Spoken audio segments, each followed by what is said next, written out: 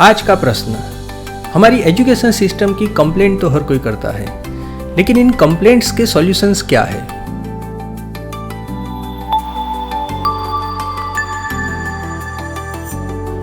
हमारी education system की complaint करना एक आम बात हो गई है। इसलिए आज हम सिस्टम की कंप्लेंट करने की बजाय प्रॉब्लम्स के रीजंस और सॉल्यूशंस पर बात करेंगे। स्पेशली प्री प्राइमरी और प्राइमरी एजुकेशन पर बात करेंगे, क्योंकि बच्चों का 80% ब्रेन पहले 6 से 7 साल में ही डेवलप हो जाता है। इसलिए परिवर्तन की शुरुआत हमें अर्ली क्लासेस से ही करनी होगी। अच्छा एजुकेशन पाने के लिए आज के स्टूडेंट्स, पेरेंट्स और टीचर्स जितनी मेहनत करते हैं उतनी मेहनत पहले कभी नहीं हुई थी।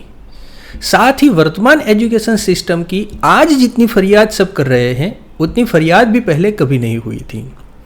आज के हाईली एजुकेटेड पेरेंट्स मानते हैं कि यदि हमें बच्चों को आने वाले युग के लिए यानी आर्टिफिशियल इंटेलिजेंस के युग के लिए तैयार करना है तो हमें हमारे प्राइमरी एजुकेशन में कुछ फंडामेंटल चेंजेस करने होंगे।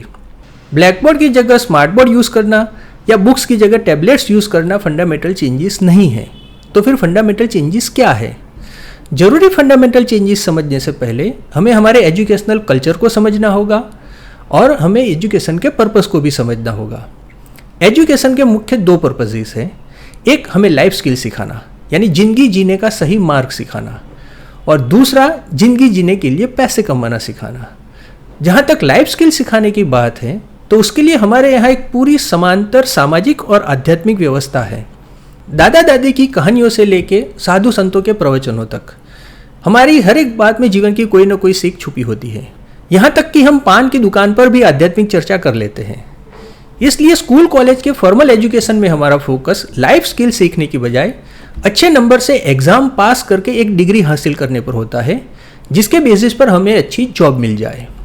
और ऐसा सोचने में और करने में कुछ गलत नहीं है यदि उन एग्जाम्स के नंबर्स के बेसिस पर अच्छी जॉब मिलती हो तो। लेकिन अब कंडीशंस बदल गई हैं। अब गवर्नमेंट जॉब हो, प्राइवेट जॉब हो या हायर एजुकेशन में एडमिशन हो, सबके लिए कॉम्पिटिटिव एग्जाम्स में अच्छे नंबर्स लाने पड़ते हैं। और कॉम्पिटिटिव एग्जाम्स का कल्चर स्कूल की एग्जाम्स के कल्चर से बहुत अलग होता है। स्कूल एग्जाम्स जनरली बच्चों की मेमोरी, स्पीड और एक्यूरेसी पर फोकस्ड होती हैं, जबकि कॉम्पिटिटिव एग्जाम्स का focus logical reasoning, analytical thinking और प्रॉब्लम सॉल्विंग एबिलिटी जैसे स्किल्स पर होता है। इसलिए कुछ पेरेंट्स अब 7th 8th क्लास से ही स्कूल एग्जाम्स और इवन बोर्ड एग्जाम को भी इग्नोर करके बच्चों को कॉम्पिटिटिव एग्जाम्स की प्रिपरेशन करवाना शुरू कर देते हैं।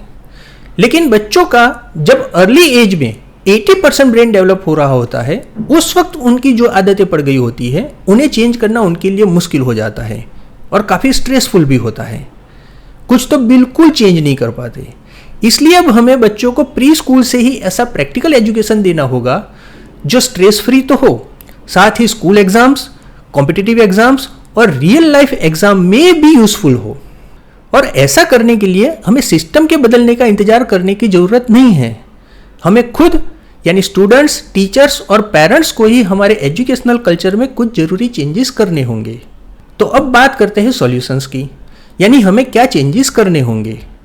आज हम इन चेंजेस की ब्रीफ में बात करेंगे और इन सभी चेंजेस पर हम डिटेल वीडियोस भी बना रहे हैं, जिन्हें आप हमारे यूट्यूब चैनल न्यूरेट एजुकेशन पर देख सकते हैं। सबसे पहला जरूरी चेंज जो हमें करना है वो है हमें इंग्लैंड की कॉपी करना बंद करना होगा, क्योंकि इंग्लैंड के बच्चों का बैकग्राउंड और रिक्वायरमेंट्स हमारे बच्चों के बैकग्राउंड और रिक्वायरमेंट्स से बिल्कुल अलग हैं।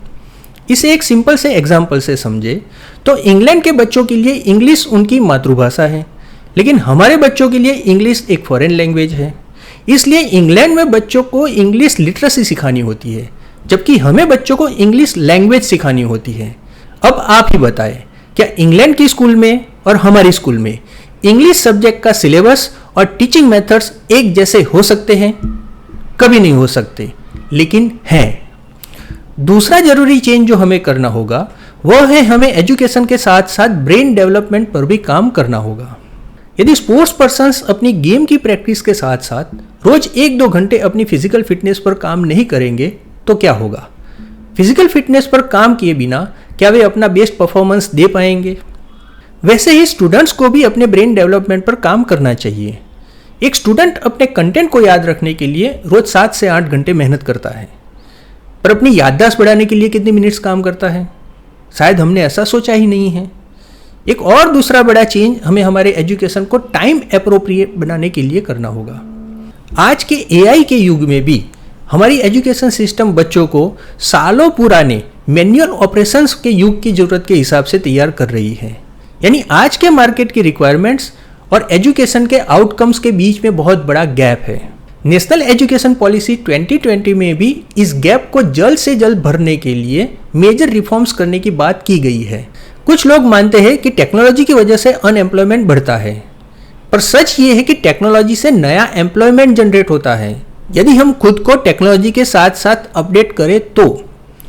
और एआई के बाद तो अब बच्चों को केवल नई टेक्नोलॉजी सिखाने से काम नहीं चलेगा, हमें उन्हें सोचने का नया तरीका सिखाना पड़ेगा। हमें उन्हें वह सिखाना पड़ेगा जो मशीन्स नहीं कर सकते, जिसके बारे में हम डिटेल वीडियो में ज़्यादा बात करेंगे। अब बात करते हैं टीचिंग मेथड्स की। तो हमें इंस्ट्रक्टिव और टेक्निकल टीचिंग मेथड्स की जगह इंटरैक्टिव और अडेप्टिव टीचिंग मेथड्स को अपनाना होगा। सब जानते हैं कि इंस्ट्रक्टिव टीचिंग मेथड गुलामों के लिए डिज़ाइन की गई टीचिंग मेथड है, पर हमारे पास अब तक उसका कोई ऑल्टरनेटिव नहीं था, इसलिए हमने उसे चलाए रखा। पर अब जब हमारे पास ऑल्टरनेटिव के तौर पे इंटरैक्टिव और अडेप्टिव टीचिंग मेथड्स है, तो फिर हम इंस्ट्रक्टिव टीचिंग मेथड को फॉलो क्यों करें? अब बात करें रीडिंग राइटिंग की। तो अर्ली क्लासेस यानी नर्सरी से लेकर सेकंड थर्ड स्टैंडर्ड तक के बच्चों के लिए सबसे स्ट्रेसफुल काम होता है पढ़ना और लिखना, और उनके टीचर्स और पेरेंट्स के लिए भी सबसे मुश्किल टास्क होता है उन्हें राइटिंग सिखाना और उनसे क्लास वर्क होमवर्क लिखवाना। यह सबसे मुश्किल टास्क भी सबसे इजी बन सकता है यदि हम हमारी 4 लाइन राइटिंग और कर्सिव राइटिंग सिखाने की मेथड्स में थोड़े चेंजेस करें तो।